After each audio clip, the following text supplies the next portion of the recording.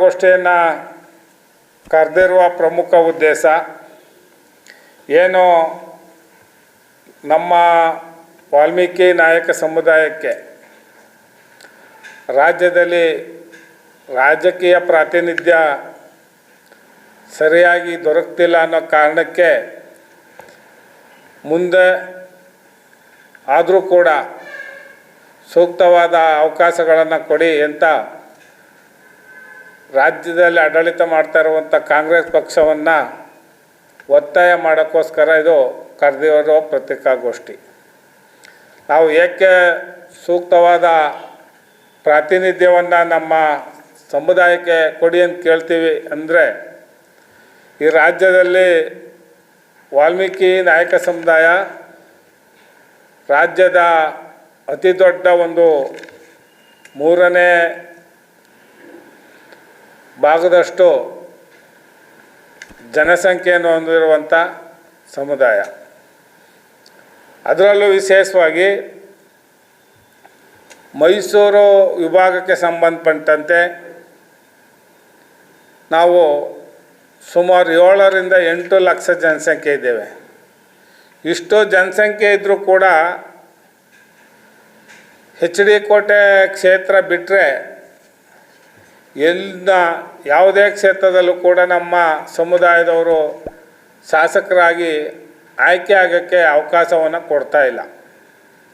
ನಾವು ಹಿಂದೆ 3 ಸಾಮಾನ್ಯ ಕ್ಷೇತ್ರಗಳಲ್ಲಿ ನಮ್ಮ ಸಮುದಾಯದವರು ಶಾಸಕರಾಗಿ ಆಯ್ಕೆ ಆಯ್ತಿದ್ರು. ಇದೆಲ್ಲ ನೋಡಿದಾಗ ನಮ್ಮ ಸಮುದಾಯ ರಾಜಕೀಯವಾಗಿ ಮೈಸೂರು ಭಾಗದಲ್ಲಿ ಕುಂಠಿತವಾಗ್ತದೆ ಅಂತ ಕಾಣ್ತದೆ.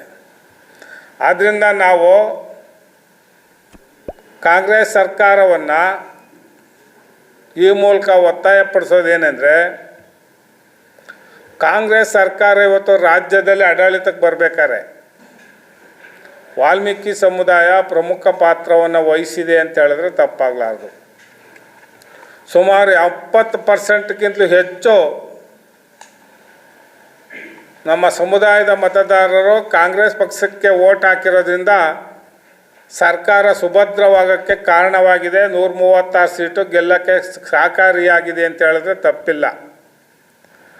ಆದ್ದರಿಂದ ಏನು ಮೈಸೂರು ವಿಭಾಗದಲ್ಲಿ ಅನಿಲ್ ಚಿಕ್ಕಮಾದವರು HD ಕೋಟೆ ಕ್ಷೇತ್ರದ ಶಾಸಕರು, ಏಕೈಕ ಶಾಸಕರು ಒಬ್ಬರೇ ಇರೋದು. ಅವ್ರಿಗೆ ಸಚಿವ ಸ್ಥಾನವನ್ನು ಕೊಡ್ತಾರೆ ಅನ್ನೋ ಆಶಾಭಾವನೆಯನ್ನು ನಮ್ಮ ಸಮುದಾಯದವ್ರು ಇಟ್ಕೊಂಡ್ರು. ಆದರೆ ಅವ್ರಿಗೂ ಕೂಡ ಸಚಿವ ಸ್ಥಾನವನ್ನು ಕೊಡದೆ ಭಾರಿ ಅನ್ಯಾಯವಾಗಿದೆ ನಮ್ಮ ಸಮುದಾಯಕ್ಕೆ ಅಂತ ಹೇಳಿದ್ರೆ ತಪ್ಪಿಲ್ಲ. ಜೊತೆಗೆ ಈ ರಾಜ್ಯದಲ್ಲಿ ಕಾಂಗ್ರೆಸ್ ಪಕ್ಷ ಅಧಿಕಾರಕ್ಕೆ ಬರಬೇಕಾದ್ರೆ ಸತೀಶ್ ಜಾರಕಿಹೊಳಿ ಅವರ ನಿರಂತರ ಪ್ರಯತ್ನ, ಅವರ ಸಂಘಟನೆ ಹೋರಾಟ ಪ್ರಮುಖ ಕಾರಣ. ಅವರು ಇಡೀ ರಾಜ್ಯಾದ್ಯಂತ ಸುತ್ತಾಡಿ ಪಕ್ಷ ಸಂಘಟನೆ ಮಾಡಿ ನಮ್ಮ ಸಮುದಾಯದ ಮತ ಜಾಸ್ತಿ ಬರೋದ್ರ ಜೊತೆಗೆ ಅಹಿಂದ ಸಮುದಾಯದ ಮತಗಳು ಕೂಡ ಹೆಚ್ಚಿನ ಸಂಖ್ಯೆಯಲ್ಲಿ ಬರೋಕ್ಕೆ ಅವರು ಕಾರಣ ಆದರು. ಈ ರಾಜ್ಯದಲ್ಲೊಬ್ಬ ದೊಡ್ಡ ಅಹಿಂದ ಮುಖಂಡರಾಗಿ ಅವರು ಬೆಳೆದಿರೋದ್ರಿಂದ ಪಕ್ಷ ಹೆಚ್ಚಿನ ಶಕ್ತಿಯನ್ನು ಹೊಂದಿ ಕಾಂಗ್ರೆಸ್ ಪಕ್ಷ ಅಧಿಕಾರಕ್ಕೆ ಬಂತು. ಆದರೆ ಅವ್ರಿಗೂ ಕೂಡ ಸೂಕ್ತವಾದ ಸ್ಥಾನಮಾನವನ್ನು ಕಾಂಗ್ರೆಸ್ ಪಕ್ಷ ಕೊಟ್ಟಿಲ್ಲ. ರಾಜ್ಯಾಧ್ಯಕ್ಷರಿಗೆ ಮಾಡ್ತೀವಿ ಅಂದರು, ರಾಜ್ಯಾಧ್ಯಕ್ಷರಿಗೆ ಕೊಡಲಿಲ್ಲ. DCM ಹುದ್ದೆ ಕೊಡ್ತೀವಿ ಅಂದರು, DCM ಹುದ್ದೆನೂ ಕೊಟ್ಟಿಲ್ಲ. ಇವೆಲ್ಲನೂ ನೋಡಿದ್ರೆ ನಮಗೆ ನಿರಂತರವಾಗಿ ನಮ್ಮ ಸಮುದಾಯದ ನಾಯಕರುಗಳನ್ನ ಮತ್ತು ಕಾರ್ಯಕರ್ತನ ತುಳಿಯುವ ಪ್ರಯತ್ನ ನಡೀತಿದೆ ಅಂತ ಹೇಳ್ಬೋದು.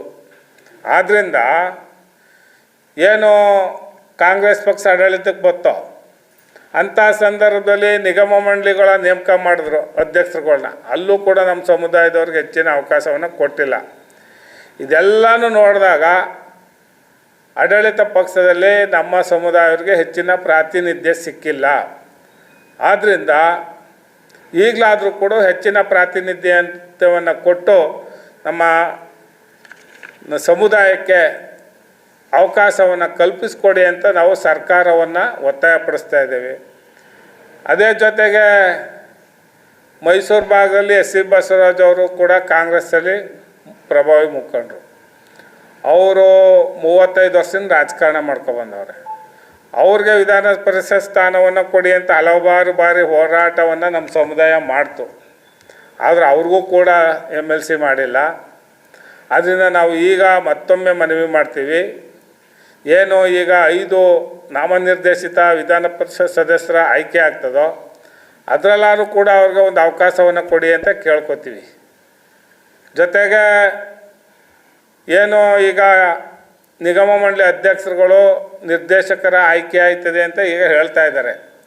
ಆ ನಿಗಮ ಮಂಡಳಿ ಅಧ್ಯಕ್ಷರಾಗುವಂಥ ಸಂದರ್ಭದಲ್ಲಿ ನಿರ್ದೇಶಕರನ್ನು ಮಾಡುವಂಥ ಸಂದರ್ಭದಲ್ಲಿ ನಮ್ಮ ಸಮುದಾಯದವರಿಗೆ ಹೆಚ್ಚಿನ ಪ್ರಾತಿನಿಧ್ಯವನ್ನು ಕೊಡಿ. ನೀವು ಕೊಡಲಿಲ್ಲ ಅಂದರೆ ನಿಮಗೆ ಅದು ಮುಂದಿನ ದಿನ ಉಲ್ಟಾ ಆಗೋ ಸಂಭವ ಬರ್ತದೆ. ಅದಕ್ಕೆ ಅವಕಾಶ ಕೊಡಬೇಡಿ, ನಮ್ಮವ್ರಿಗೆ ಆದ್ಯತೆಯನ್ನು ಕೊಡಿ ಅಂತ ಈ ಮೂಲಕ ಕೇಳ್ತೇವೆ. ಜೊತೆಗೆ ಏನು ಹೊಸದಾಗಿ KPCC ಸೂಚನೆ ಮೇರೆಗೆ ಕಾಂಗ್ರೆಸ್ ಪಕ್ಷ ಜಿಲ್ಲಾಧ್ಯಕ್ಷರನ್ನ ಬದಲಾವಣೆ ಮಾಡ್ತದೆ ಅಂತ ಈಗ ಕಂಡು ಬಂದಿದೆ. ಆ ಬದಲಾವಣೆ ಮಾಡೋ ಸಂದರ್ಭದಲ್ಲಿ ರಾಜ್ಯದಲ್ಲಿ ಕನಿಷ್ಠ ಒಂದು 5-6 ಕೂಡ ಜಿಲ್ಲಾಧ್ಯಕ್ಷರನ್ನ ನಮ್ಮ ಸಮುದಾಯಕ್ಕೆ ಕೊಡಿ ಅಂತ ಈ ಮೂಲಕ ನಾವು ರಾಷ್ಟ್ರೀಯ ಅಧ್ಯಕ್ಷರಾದ ಮಲ್ಲಿಕಾರ್ಜುನ್ ಖರ್ಗೆ ಅವರು, ರಾಜ್ಯಾಧ್ಯಕ್ಷರು ಹಾಗೂ ಮುಖ್ಯಮಂತ್ರಿಗಳು, ಮಾಜಿ ಮುಖ್ಯಮಂತ್ರಿ ಸಿದ್ದರಾಮಯ್ಯನವರಲ್ಲಿ ಸಮುದಾಯದ ಪರವಾಗಿ ನಮ್ಮ ಸಂಘಟನೆ ವತಿಯಿಂದ ಮನವಿಯನ್ನು ಮಾಡ್ತೀವಿ.